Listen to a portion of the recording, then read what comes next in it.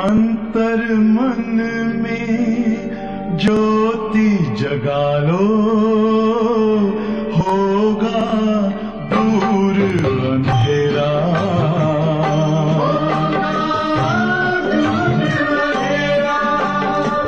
शिव का कर लो ध्यान, आ रहा पावन पुण्य सवेरा।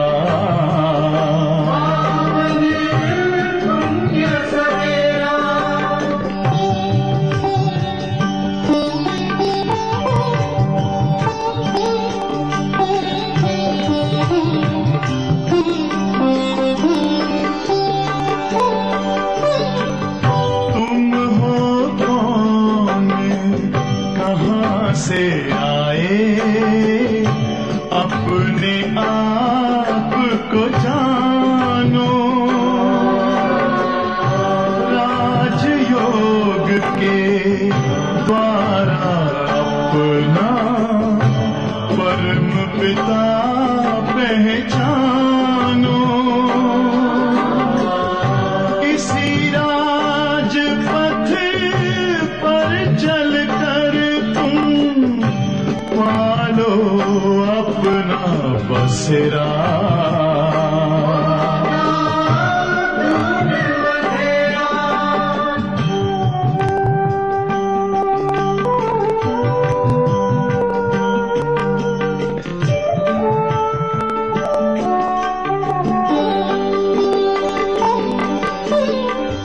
तुम हो आत्मा तन से न्यारे, परमात्मा को प्यारे। दिव्य गुणों को धारण करके योगी बनो दुलारे। ज्योति बिंदु ही तोड़ेगा ये माया मोह का घेरा।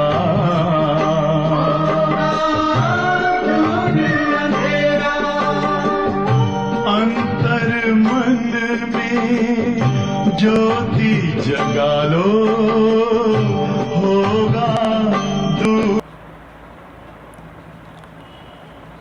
ओम शांति। आज बाबा ने हम बच्चों को समझाया है कि अगर बाबा पर हम बच्चे बलिहार जाते हैं, सर्वस्व न्यौछावर करते हैं, तो बाबा भी विधि बताते हैं। बाबा भी कहते हैं कि बच्चे 21 जन्मों तक हम आप बच्चों पर बलिहार चाहेंगे। कितनी अच्छी बात है ना कि एक जन्म बाबा हमारा चाहते हैं और बदले में बाबा 21 जन्म हम बच्चों के साथ रहेंगे। हम बच्चों को सुख, शांति, खुशी, आनंद, प्रेम देंगे। आज बाबा की 12/5/2021 के महावाक्य हैं। बाबा कहते हैं, मीठे बच्चे, जब तुम संपूर्ण पावन बनोगे तब ही बाप तुम्हारी बलिहारी स्वीकार करेंगे। अपने दिल से पूछो, हम कितना पावन बने हैं। प्रश्न में बाबा कहते हैं, तुम बच्चे अभी खुशी खुशी से बाप पर बलिहार चढ़ते हो, क्यों? उत्तर में बाबा कहते, क्योंकि तुम जानते हो अभी हम बलिहार जाते हैं तो बाप 21 जन्मों के लिए बलिहार जाते हैं। तुम बच्चों को यह भी मालूम है कि अब इस अविनाशी रुद्र ज्ञान यज्ञ में सब मनुष्य मात्र को स्वाहा होना ही है। इसलिए तुम पहले ही खुशी खुशी से अपना तन, मन, धन सबको स्वाहा कर सफल कर देते हो। गीत बजा है, मुखड़ा देख ले प्राणी मन दर्पण में। ओम शांति। शिव भगवान उवाच। आज बाबा का महावाक्य बाबा के मुख द्वारा। जरूर अपने बच्चों प्रति नॉलेज सिखलाते हैं व श्रीमत देते हैं। हे बच्चों व हे प्राणी, शरीर से प्राण निकल जाते हैं व आत्मा निकल जाती है, एक ही बात है।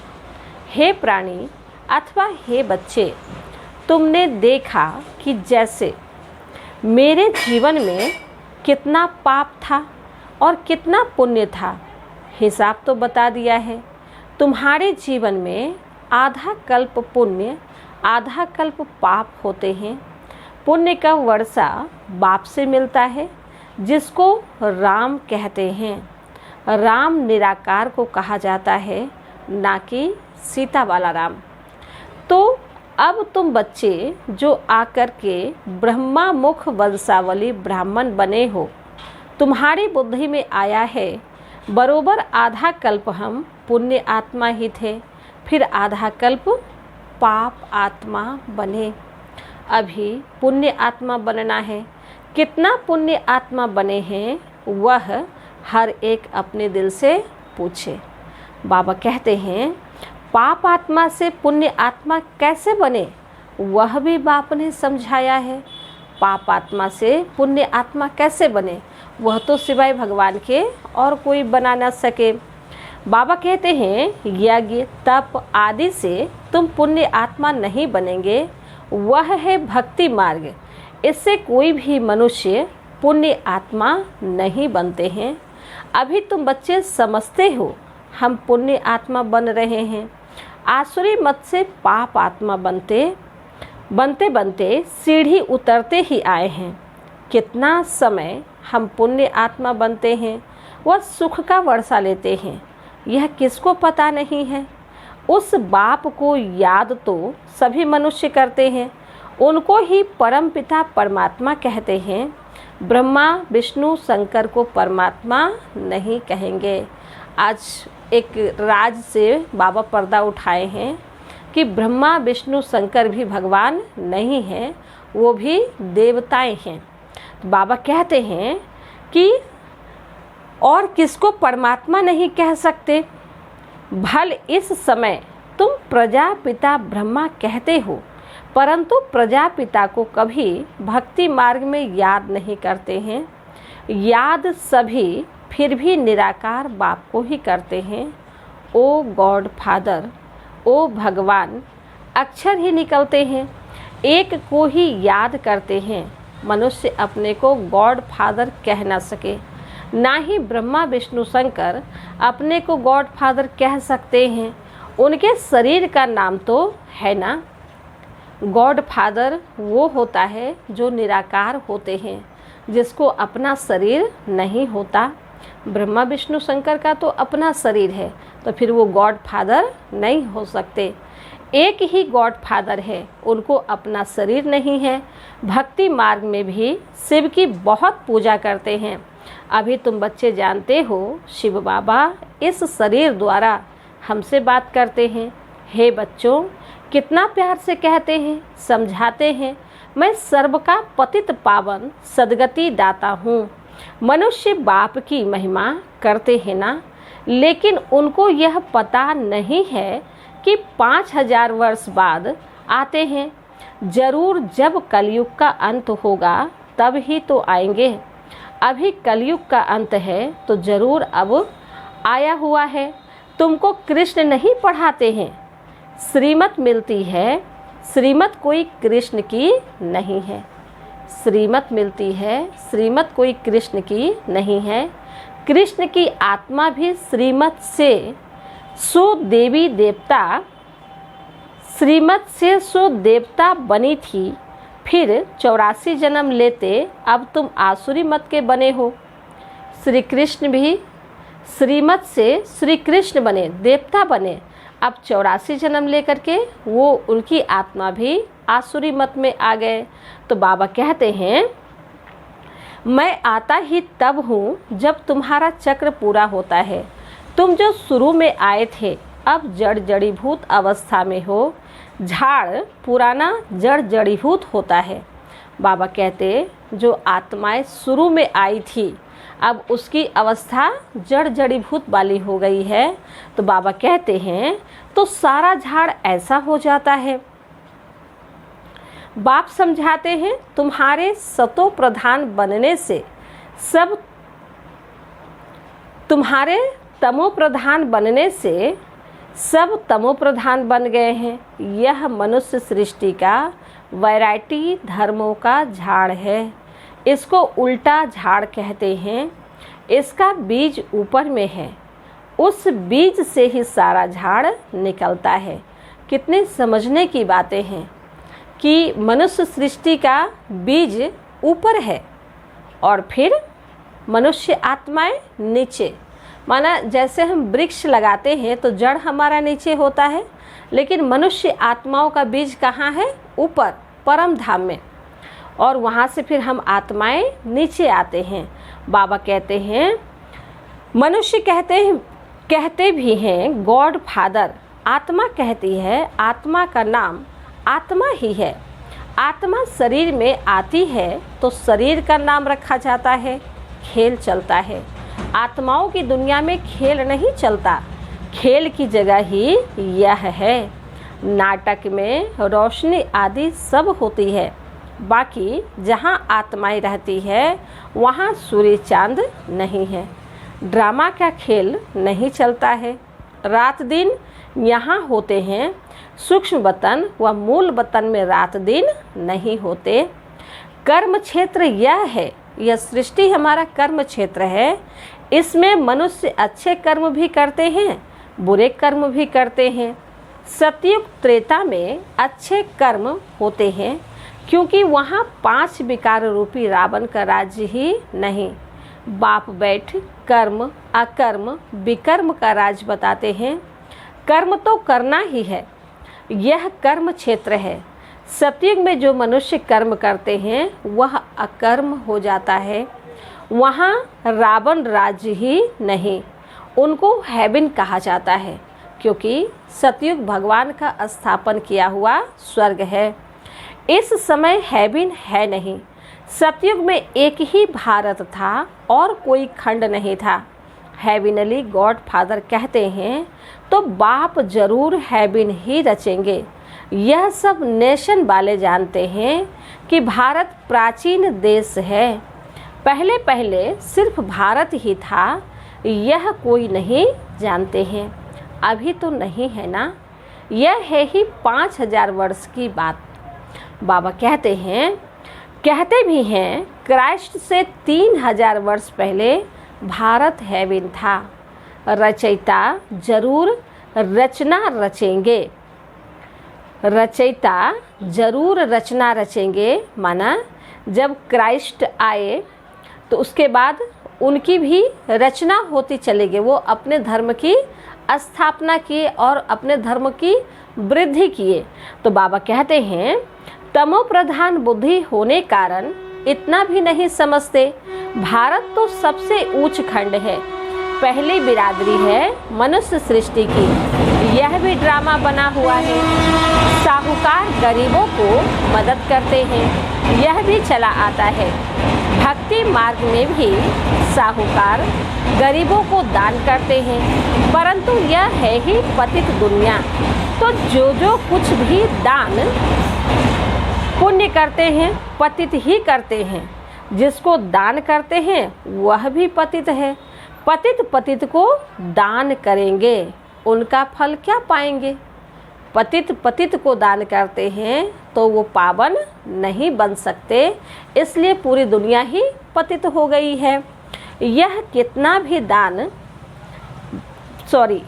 कितना भी दान पुण्य करते आए हैं फिर भी गिरते आए हैं। भारत जैसा दानी खंड और कोई नहीं होता।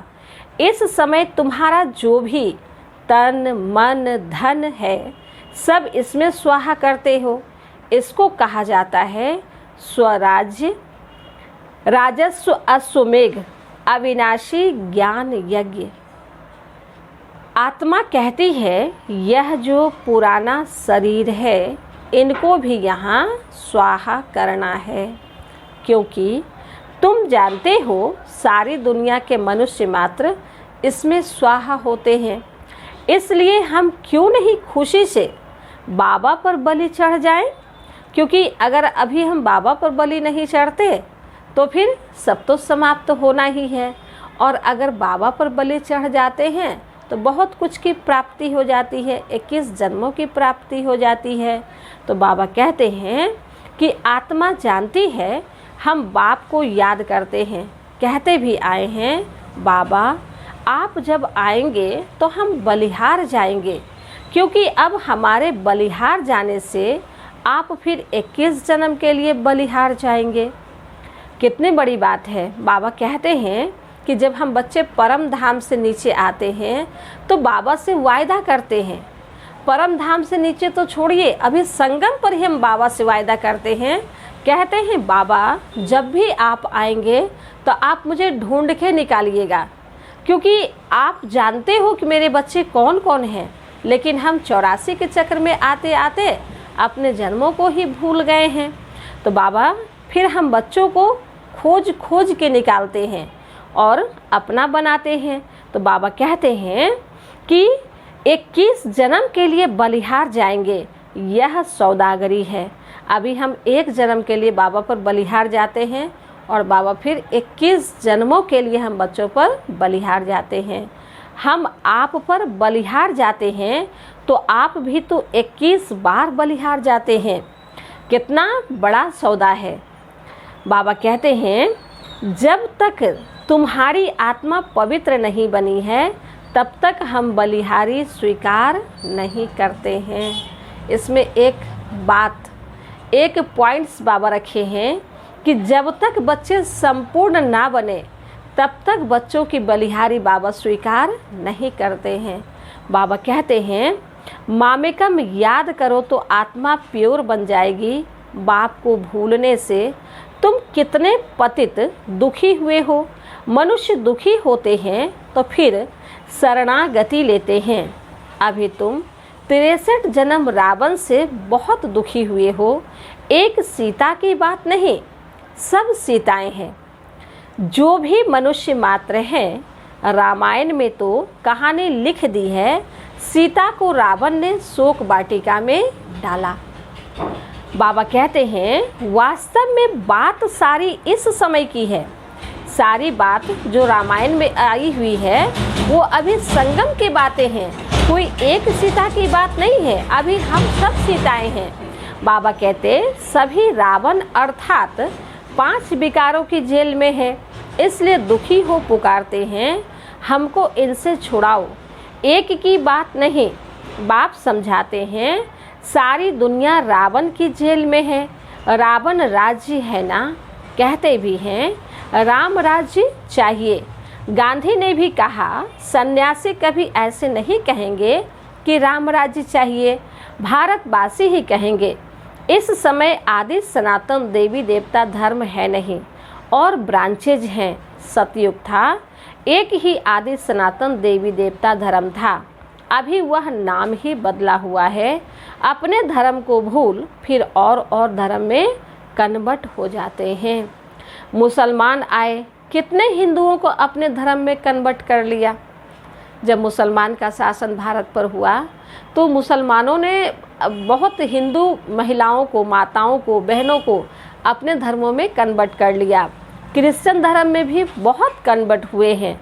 इसलिए भारतवासियों की जनसंख्या कम हो गई है।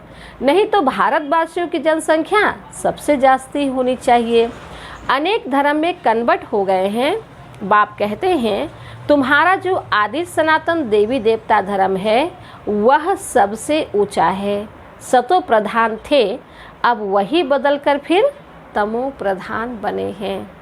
जो हमारा धर्म सबसे ऊंचा था वो बदल करके अब सबसे नीचे तमो प्रधान बन गए हैं। अब तुम बच्चे समझते हो, ज्ञान सागर पतित पावन जिसको बुलाते हैं वही सम्मुख पढ़ा रहे हैं। वह ज्ञान का सागर, प्रेम का सागर है। क्राइस्ट की ऐसी महिमा नहीं करेंगे। कृष्ण को ज्ञान का सागर, पतित पावन नहीं कहा जाता है। सागर एक होता है, चारों तरफ ऑल राउंड सागर ही सागर है। दो सागर नहीं होते हैं। यह मनुष्य सृष्टि का नाटक है। इसमें सबका अलग अलग पार्ट है। बाप कहते हैं मेरा कर्तव्य सबसे अलग है। मैं ज्ञान का सागर हूँ, मुझे ही तुम पुकारते हो हे पतित पावन। फिर कहते हो लिबरेटर। लिबरेट किससे करते हैं यह भी कोई नहीं जानते। तुम जानते हो हम सतयुग त्रेता में बहुत सुखी थे। सबको उसको स्वर्ग कहा जाता है। अभी तो है ही नर्क, इसलिए पुकारते हैं। स्वर्ग में कभी भगवान की याद नहीं आती थी। जब नर्क में आए, दुखी हुए, तब भगवान को पुकारना स्टार्ट किए। तो बाबा कहते हैं दुख से लिबरेट कर सुख धाम ले चलो। कौन कहते हैं? हम बच्चे कहते हैं। सन्यासी कभी नहीं कहेंगे कि फलाना स्वर्गवासी हुआ। वह फिर कहते हैं पार निर्वाण गया। विलायत में भी कहते हैं लेफ्ट फॉर हेवनली अबोर्ड। समझते हैं गॉड फादर पास गए। हेवनली गॉड फादर कहते हैं बरोबर हेवन था, अब नहीं है। हेल के बाद हेवन चाहिए। नया सो पुराना, पुराना सो नया तो होना ही है। बाबा कहते गॉड फादर को यहाँ आकर हेवन स्थापन करना है। सूक्ष्म वतन, मूल वतन में कोई हेवन नहीं होता है। जरूर बाप को ही आना पड़ता है। बाप कहते हैं मैं आकर प्रकृति का आधार लेता हूँ। मेरा जन्म मनुष्यों मुआफिक नहीं है। मैं गर्भ में नहीं आता हूँ, तुम सभी गर्भ में आते हो। भगवान गर्भ से जन्म नहीं लेते। अगर वो भी गर्भ से जन्म लेने लग जाते तो फिर वो भगवान नहीं कहला सकते। सतयुग में गर्भ महल होता है क्योंकि वहाँ कोई विकर्म होता नहीं जो सजा भोगे, इसलिए उसको गर्भ महल कहा जाता है। यहाँ विकर्म करते जिसकी सजा भोगनी पड़ती है, इसलिए गर्भ जेल कहा जाता है। यहाँ रावण राज्य में मनुष्य पाप करते रहते हैं। यह है ही पाप आत्माओं की दुनिया, वह है पुण्य आत्माओं की दुनिया, स्वर्ग। इसलिए कहते हैं पीपल के पत्ते पर कृष्ण आया। यह कृष्ण की महिमा दिखाते हैं। सतयुग में गर्भ में दुख नहीं होता है। बाप कर्म अकर्म विकर्म की गति समझाते हैं, जिसका फिर शास्त्र गीता बनाया है। परंतु उसमें शिव भगवानुवाच के बदले कृष्ण का नाम डाल दिया है। अब तुम जानते हो हम बेहद के बाप से बेहद सुख का वर्षा लेते हैं। अभी भारत रावण से श्रापित है, इसलिए दुर्गति हो गई है। यह बड़ा श्राप भी ड्रामा में नूंधा हुआ है। बाप आकर वर देते हैं आयुष्मान भव। पुत्रवान भव, संपत्तिवान भव, सभी सुख का वर्षा देते हैं।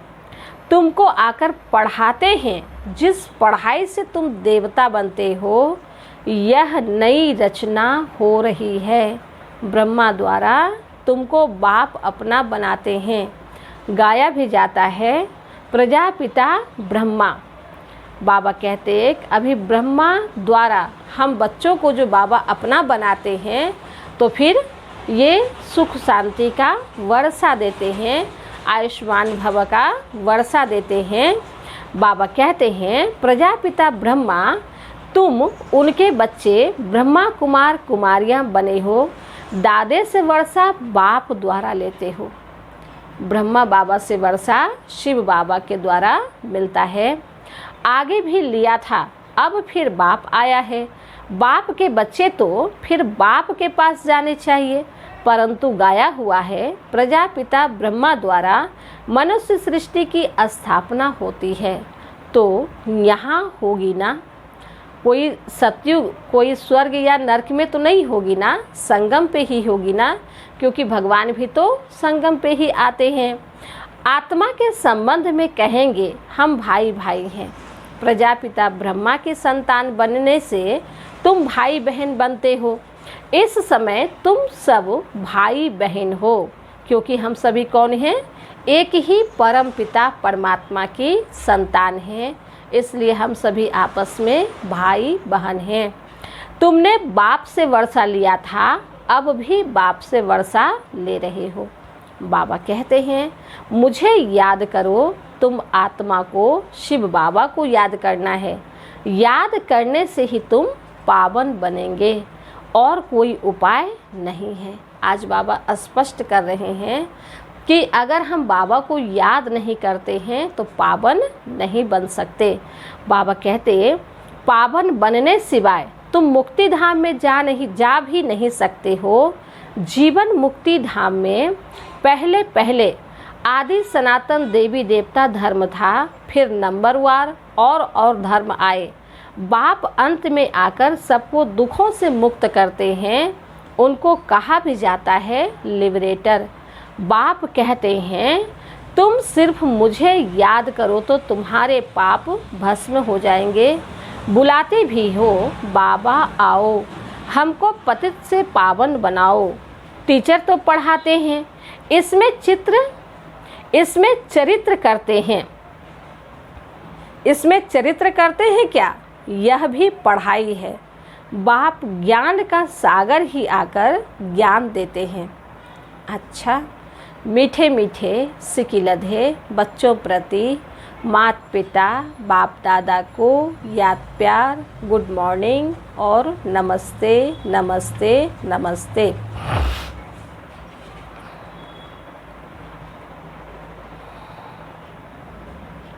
रूहानी बाप की रूहानी बच्चों को नमस्ते। हम रूहानी बच्चों की रूहानी माता पिता बाप दादा को याद प्यार, गुड मॉर्निंग और नमस्ते नमस्ते नमस्ते। शुक्रिया बाबा, शुक्रिया। धारणा के लिए मुख्य सार में आज बाबा कहते कर्म, अकर्म और विकर्म की गति को जान। अब कोई विकर्म नहीं करना है। कर्म क्षेत्र पर कर्म करते हुए विकारों का त्याग करना ही विकर्म से बचना है। दूसरी पॉइंट, ऐसा पावन बनना है जो हमारी बलिहारी बाप स्वीकार कर ले। पावन बनकर पावन दुनिया में जाना है। तन मन धन इस यज्ञ में स्वाहा कर सफल करना है। आज वरदान में बाप दादा ने कहा आलस्य के भिन्न भिन्न रूपों को समाप्त कर सदा उल्लास में रहने वाले तीव्र पुरुषार्थी भव। आलस्य के भिन्न भिन्न स्वरूपों को समाप्त कर सदा उल्लास में रहने वाले तीव्र पुरुषार्थी भव।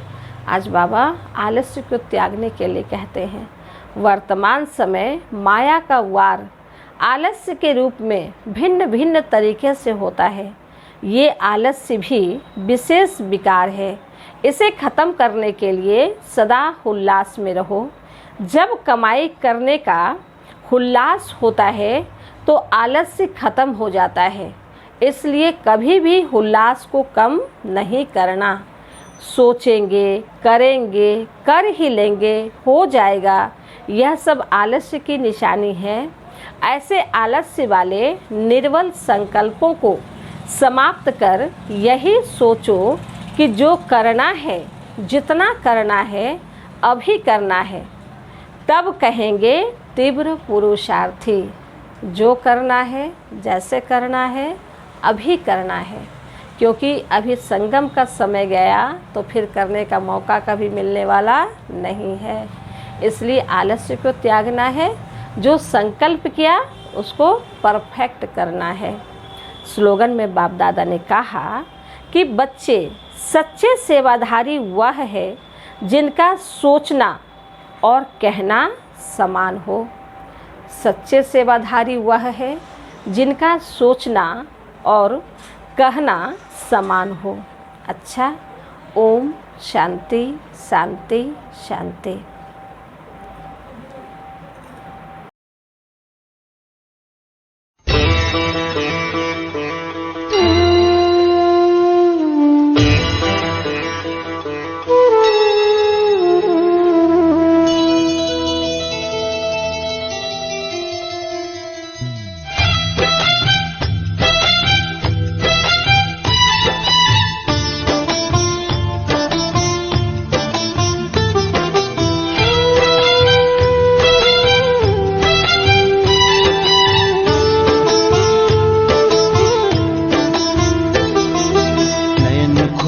आन मिले सामने बाबा, प्यार से लगाया गले आपने बाबा। नयन खुले आन मिले सामने बाबा, प्यार से लगाया गले आपने बाबा। हाथों से दे दिया टीका, मस्तक पे मेरे विजय का हो, मस्तक पे मेरे विजय का। नयन खुले आन मिले सामने बाबा, प्यार से लगाया गले आपने बाबा।